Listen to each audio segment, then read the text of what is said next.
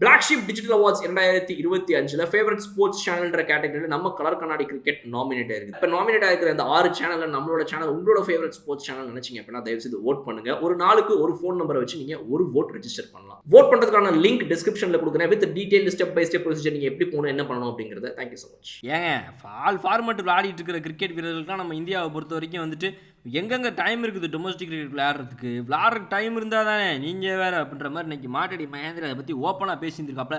Boys and girls sky from Bala மாட்டடி மகேந்திரன் அன்பு அழைக்கப்படும் ரோஹித் சர்மா அவர்கள்ட்ட கூப்பிட்டு கேட்டுக்கிறாங்க.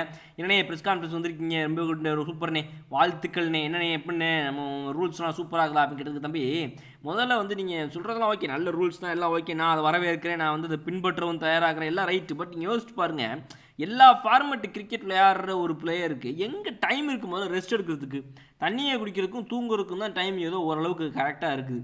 பட் அதுலேயும் வந்து பார்த்திங்க அப்படின்னா வந்து ரொம்ப கடுமையான ஒரு இன்னல்களுக்கெல்லாம் மத்தியில் தான் நாங்கள் வாழ்ந்துக்கிட்டு இருக்கிறதே.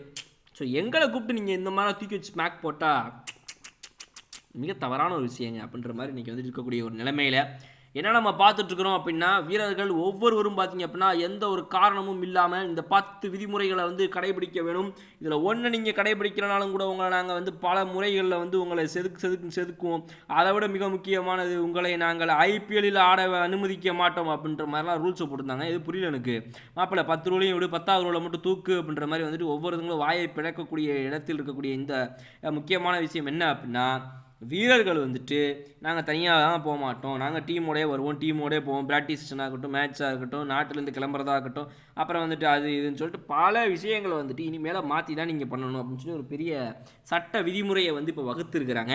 ஸோ அந்த வகையில் பார்க்கும்போது அதை பற்றி கேட்குறதுக்கு நம்மளுடைய இவர் என்ன சொல்கிறாப்புல அப்படிங்கிறத கேட்குறதுக்காக இருந்திருக்கோம் நம்ம, இல்லைங்களா? இந்த கைட்லைன்ஸை பற்றி முதல்ல வந்து கான்ஃபரன்ஸில் பேச தயாராகிற முதல் வீரர் யார் அப்படின்னா ரோஹித் சர்மா தான். உண்மையாக நம்ம கட்ஸை பாராட்டணும். வரதுக்கு முன்னாடி தம்பி அந்த பற்றி கேட்கக்கூடாது, புரியுது அப்படின்னு எல்லாரும் மிரட்டி வைக்கிற காலத்தில் என்ன வேணால் கேள்வி, நான் பதில் சொல்கிறேன் அப்படிங்கிற மாதிரி வந்து உட்காந்ததே முதல்ல நம்ம பாராட்டணும். வெரி குட் அப்படின்னு. அடுத்தது ரோஹித் சர்மா வந்து இப்போ தான் வந்து முதல் பிளேயரை பற்றி பேசியிருந்திருக்காரு. அவர் வந்து சொல்கிறாரு, பிசிசிஐடைய எண்ணத்தை நான் புரிஞ்சுக்கிறேன், இப்போ நானே வந்து ஃபார்மில் இல்லாமல் இருந்தேன், வேணாம்னே என்னை விட்டுருங்க அப்படின்னு சொல்லிட்டு நானே விலகிட்டேன் 5வது டெஸ்ட் மேட்ச் வந்து ஆஸ்திரேலியா கூட. இந்த மாதிரி வீரர்கள் எல்லாரும் கிளம்புவாங்களா, காற்று வருமா, என்ன ஏதுங்கிறதெல்லாம் அடுத்த விஷயம். ஸோ அடுத்த இதுக்கு நம்ம தயார் பண்ணணும் அப்படின்னா இன்னும் கொஞ்சம் வந்து சில சிலுமிசங்களை செய்தால் மட்டும்தான் நமக்கு வந்து அடுத்து தயாராகி நல்லா வரும் அப்படிங்கிறத வந்துட்டு நம்ம இந்த இடத்துல சொல்லிக்க கடமைப்பட்டிருக்கோம், விருப்பப்படுறவங்க. அது ஒன்று.